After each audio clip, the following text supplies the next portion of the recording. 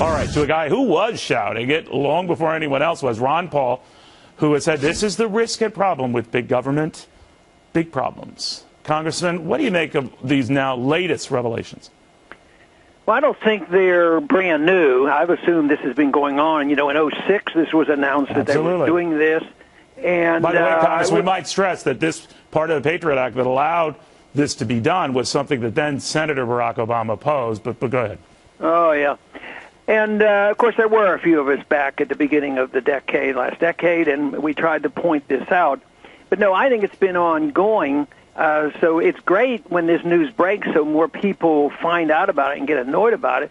But the only benefit I can see that comes from this is that people get disgusted with big government. Of course, you know, that's been my goal, is to convince people that they don't need big government to run a nanny state to take care of us, because they're always giving us perfect economic safety and security and equity, and always perfect safety. But they can only do that with the destruction of liberty. But they do it under the guise of protect you. In other words, these phone records that they gathered, 110 million plus Americans, it was just the phone records. They say, look, I mean, maybe this was a precaution coming as it did in April of this year, right after the Boston bombings, that maybe there's a threat that these records could be destroyed, so we want to have them all handy. No one's calls were being monitored. They have the numbers and who you called and when you called and how long you were on the call.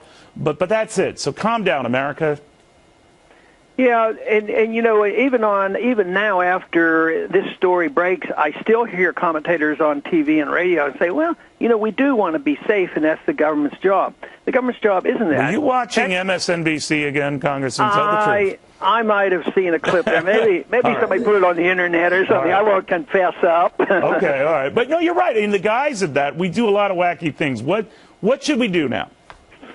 Well, what we have to do is get the American people, once again, to believe in self-reliance, limited government, believe in the Constitution, get an understanding of what the Fourth Amendment says, and get people with a little backbone. And I think it's coming, because what we're witnessing now is the failure of the state, the failure of the government, the failure of the Fed. The economic system is in shambles. Our foreign policy is in shambles.